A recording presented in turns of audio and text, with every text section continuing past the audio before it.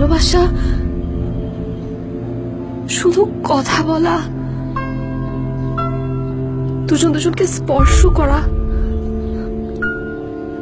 দুজন দুজনের কথা শোনা না। Love is a connection between two hearts.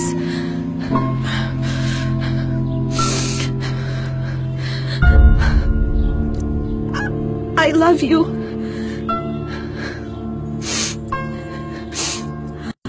আমি তোমাকে সত্যি ভালোবাসি, অনেক ভালোবাসি।